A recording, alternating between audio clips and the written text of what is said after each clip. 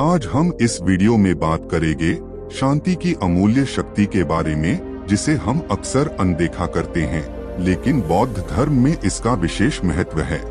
तो आज ये सब हम जानेंगे एक कहानी के माध्यम से। जब आश्रम के सभी बच्चे दूसरे कामों में व्यस्त रहते थे, तो एक बच्चा एक कोने में बैठकर अपने में ही खोया रहता था। वह अक्सर किसी से ज्यादा बात नहीं करते थे।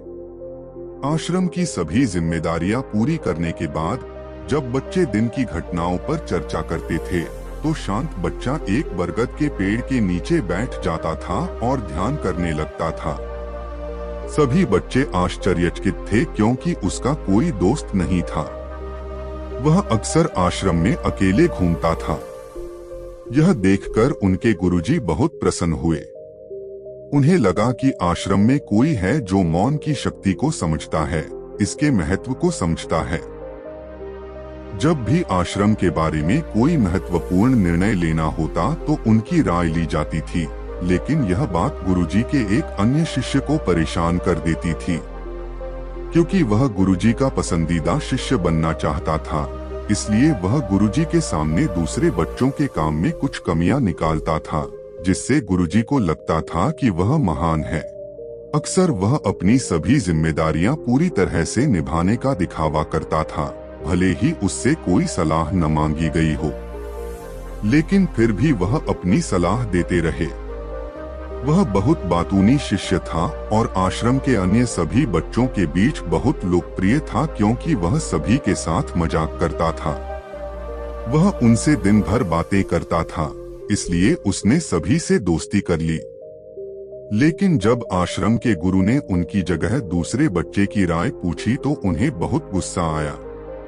उसने सोचा कि वह दूसरे बच्चे से अधिक बुद्धिमान है, लेकिन गुरुजी अब भी उनका पक्ष लेते हैं। ऐसा नहीं था कि गुरुजी को शिष्य के बातूनी स्वभाव के बारे में पता नहीं था, लेकिन गुरुजी उसे अपने तरीके से सिखाना चाहते थे, ताकि उसकी ज्यादा बोलने की आदत, दिखावा करने की आदत, दूसरों में कमियां निकालने की आदत खत्म हो जाए। इसे खत्म होने दो, और वह चुप रहता है और अपने ध्यान की गहराइयों को छुपाता है। हर सच्चे गुरु की यही इच्छा होती है। वह उस बातूनी शिष्य को किसी तरह इसका एहसास कराना चाहते थे कि मौन रहकर ही अनंत सत्य को जाना जा सकता है। उस विशालता का एहसास मौन रहकर ही किया जा सकता है। एक दिन गुरुजी को एक उपाय सूझा। उन्होंने आश्रम के सभी बच्चों को अपने पास बुलाया और कहा कि मैं आप सभी को दो समूहों में बांटकर अलग अलग गांवों में भिक्षा मांगने के लिए भेज रहा हूं, और जो दो बच्चे सबसे ज्यादा भिक्षा मांगेंगे, उन्हें आश्रम की सारी जिम्मेदारियां पूरी करने की जिम्मेदारी दी जाएगी। गुरुजी ने अपनी बात जारी रखते हुए बताया कि भिक्षा मांगने से हमारा अहंकार नष्ट होता है, इसलिए प्रत्येक शिष्य को सच्चे मन से भिक्षा मांगनी चाहिए। किसी को भी इस कार्य को औपचारिकता के रूप में नहीं लेना चाहिए, अन्यथा वे अपने जीवन का बहुत सारा ज्ञान खो देंगे। आश्रम के गुरुजी ने जानबूझकर एक बातूनी शिष्य और एक खामोश शिष्य की जोड़ी बनाई। बातूनी शिष्य के मन में बस एक ही बात चल रही थी कि इस बार उसे मौका मिला है, और इस बार वह गुरुजी को दिखा देगा कि वह उस मौन शिष्य से कितना अधिक प्रतिभाशाली है। दोनों शिष्यों ने आपसी सहमति से निर्णय लिया कि वे गांव में अलग अलग स्थानों पर जाकर भिक्षा मांगना शुरू करेंगे, ताकि भिक्षावृत्ति का कार्य शीघ्र समाप्त हो सके। मौन शिष्य हर दरवाजे पर जाकर हाथ जोड़कर अपना भिक्षा पात्र उनके सामने रख देता था। उनके चेहरे पर सादगी और आंखों में एकांत था, जिससे भिक्षा देने वाले भी उन्हें भिक्षा देकर स्वयं को धन्य महसूस करते थे। जबकि दूसरा बातूनी शिष्य हर दरवाजे पर जाकर उन्हें कुछ न कुछ ज्ञान देने लगता था, जिसके कारण ज्यादातर लोग उसे बिना भिक्षा दिए ही लौटा देते थे। पूरे गांव में भिक्षा मांगने के बाद जब वे दोनों गांव के बीच में मिले, तो बातूनी शिष्य ने देखा कि चुप रहने वाले शिष्य के पास उससे दोगुनी भिक्षा है। यह देखकर उन्हें बहुत दुख हुआ। लेकिन जब वे दोनों भिक्षा लेकर आश्रम की ओर जा रहे थे, तो बातूनी शिष्य को एक युक्ति सूझी। उन्होंने मूक शिष्य से कहा कि हमें अपनी भिक्षा एक थैली में रखनी चाहिए। गुरुजी ने हम दोनों को साथ में भिक्षा लाने को कहा था। मौन शिष्य ने बिना कुछ कहे अपनी सारी भिक्षा उसकी झोली में डाल दी। बातूनी शिष्य मन ही मन बहुत प्रसन्न हो रहा था कि अब गुरुजी को पता नहीं चलेगा कि हम में से किसने अधिक भिक्षा मांगी। उन्हें लगा कि गुरुजी उन्हें इससे कम प्रतिभाशाली मानेंगे, इसलिए उसने ये तरकीब अपनाई। सभी शिष्यों के आने के बाद शाम को जब सभी की भिक्षा ली गई तो इन दोनों शिष्यों को सबसे अधिक भिक्षा मिली। गुरुजी ने उन दोनों का अभिवादन करते हुए आश्रम के सभी बच्चों के सामने उनकी पीठ थपथपाकर उन्हें बधाई दी और कहा कि मैं तुम दोनों को आश्रम का कार्यभार नहीं सौंप सकता। इससे आपसी मतभेद होने का खतरा रहता है, इसलिए आश्रम का उत्तरदायित्व तुम में से उसी को सौंप दिया जाएगा जो अधिक भिक्षा लेकर आया होगा। जब उन्होंने उनसे पूछा कि आप में से किसने अधिक भिक्षा मांगी है, तो बातूनी शिष्य ने कहा कि गुरुजी, मैंने तो दोगुनी भिक्षा मांगी थी, लेकिन मैंने दोनों भिक्षा एक ही थैली में डालने की गलती कर दी। मुझे नहीं पता था कि आप ऐसा निर्णय लेने जा रहे हैं, अन्यथा मैं अपना बैग एक तरफ रख देता। इस पर गुरुजी ने मौन शिष्य से पूछा तो वह चुप रहा। क्या आप इस बात से सहमत हैं? क्या तुम इससे कम भिक्षा लाए हो? यह सुनकर चुप रहने वाले शिष्य ने कहा, गुरुजी, मेरे पास ऐसा कोई साधन नहीं है जिससे मैं यह साबित कर सकूं कि मैं इससे अधिक भिक्षा लाया हूं। दरअसल वह उल्टा कह रहा है, मैं दोगुनी भिक्षा लाया था। पहली भिक्षा वह मुझसे लाया था और उसने ही मुझसे कहा था कि भिक्षा एक थैले में रख लो। आश्रम से कुछ दूरी पर एक पहाड़ी थी जिसके पीछे शाम को सूरज डूब रहा था।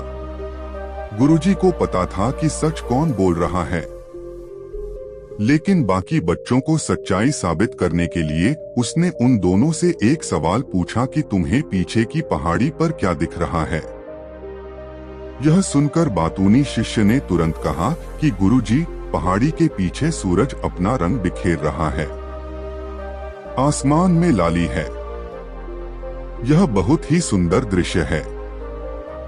वह और भी बहुत कुछ कहना चाहता था, लेकिन गुरुजी ने उसे चुप करा दिया और जब दूसरे शिष्य से उत्तर जानने के लिए उसकी ओर देखा तो उसकी आंखों में आंसू आ गए।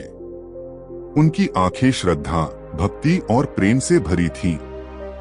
गुरुजी को उससे पूछने की जरूरत नहीं पड़ी।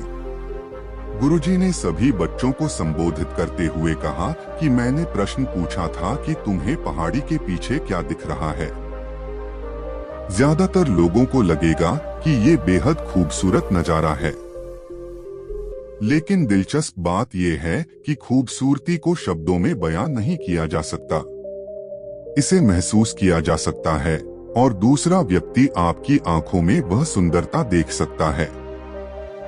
गुरुजी ने मौन शिष्य की ओर इशारा करते हुए कहा कि इस बच्चे ने वास्तव में सुंदरता देखी है। दूसरे बच्चे ने तो सिर्फ सुंदरता की उपव्याख्या की है, लेकिन इसे हकीकत में उस खूबसूरती का एहसास हो गया है। अपने आप को श्रेष्ठ दिखाने के सारे प्रयास विफल होते देख वह वाचाल शिष्य वहीं फूट फूट कर रोने लगा। गुरुजी ने उसे चुप कराते हुए कहा, बेटा, मुझे पहले से ही पता था कि तुम झूठ बोल रहे हो, लेकिन मैं तुम्हें उस झूठ का एहसास कराना चाहता था। गुरुजी ने सभी बच्चों को संबोधित करते हुए कहा कि शब्द जाल की तरह होते हैं। हमारे ज्यादा बोलने से कई तरह की परेशानियां उत्पन्न हो जाती हैं। जब कोई व्यक्ति किसी बात को बढ़ा चढ़ाकर कहता है तो उसे साबित करने के लिए वह शब्दों के जाल में फंस जाता है और इस कारण वह अंतर्मुखी होने की बजाय बहिर्मुखी होने लगता है। जिस किसी भी व्यक्ति को अपनी आंतरिक शहर यात्रा करनी होती है, सबसे पहले उसे चुप रहना सीखना होगा। अधिक बोलना या हर समय बोलते रहना, ये सब हमारी आंतरिक यात्रा में बाधक बनते हैं। जब आप मौन रहने का अभ्यास करेंगे इसलिए आप अपने साथ समय बिताना शुरू करें ताकि आप अपने एकांत के प्रति जागरूक हो जाएं और एक बार एकांत आपके मन में स्थापित हो जाए तो वह सरलता, वह एकांत, वह स्पष्टता की झलक सब कुछ आपकी आंखों में, आपके चेहरे पर दिखाई देने लगता है। साबित करने को कुछ नहीं बचा, बताने को कुछ नहीं बचा, आंखों में सब कुछ देखा जा सकता है। गुरुजी ने चुप रहे शिष्य की ओर इशारा करते हुए कहा कि इस बच्चे ने वह दृश्य देखा है जो अभी हो रहा है। जो आदमी बहुत ज्यादा बोलता है वह कभी देख नहीं पाएगा। वह अपनी बुद्धि से तर्क करता रहेगा कि वह क्या देख रहा है, परंतु उसे कुछ भी महसूस नहीं हो पाएगा। वह उसे दिखाई देगा, पहाड़, सूरज या उसकी लालिमा, लेकिन वह उस सौंदर्य, उस विशालता, उस अद्वैत को कभी नहीं देख पाएगा। अगर आप चुप रहने की कला सीखना चाहते हैं तो सबसे पहले आपको एक बात का ध्यान रखना होगा कि आपको किसी को प्रभावित करने की कोशिश नहीं करनी चाहिए। अधिकांश लोग बहुत अधिक बोलते हैं क्योंकि वे दूसरों को प्रभावित करना चाहते हैं। वे खुद को साबित करना चाहते हैं और साबित करने के चक्कर में वे शब्दों के जाल में फंसते चले जाते हैं और धीरे धीरे यह उनकी आदत बन जाती है। यदि कोई व्यक्ति दूसरों को प्रभावित करना चाहे तो वह कितने लोगों को प्रभावित कर पाएगा? उसकी भूख बढ़ती ही जाएगी और वह कभी भी दुनिया में हर किसी को प्रभावित नहीं कर पाएगा। इसलिए यह समझना जरूरी है कि हम बहिर्मुखी होने की बजाय अंतर्मुखी होकर खुद को समझ सकते हैं। अपनी बात समाप्त करते हुए गुरुजी ने अपना अंतिम संदेश दिया। उन्होंने बताया कि यदि कोई व्यक्ति अधिक समय तक मौन नहीं रह सकता तो उसे कुछ समय के लिए अभ्यास करने का प्रयास करना चाहिए।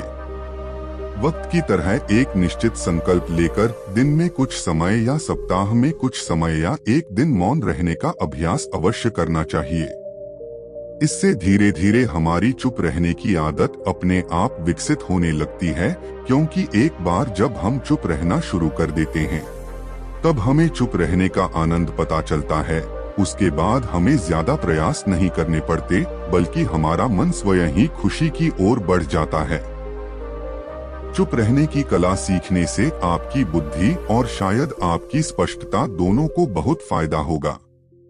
वास्तव में जिसे दर्शन कहते हैं वह मौन रहकर ही किया जा सकता है। इसके बाद सभी बच्चों से कुछ देर मौन रहने का संकल्प लेते हुए गुरुजी ने अपनी बात समाप्त की और सभी बच्चे एक साथ भोजन करने के लिए भोजन कक्ष में पहुंचे। तो दोस्तों, आपको ये कहानी कैसी लगी कृपया कमेंट सेक्शन में जरूर बताएं। हम अगली कहानी में मिलेंगे, तब तक अपना ख्याल रखें।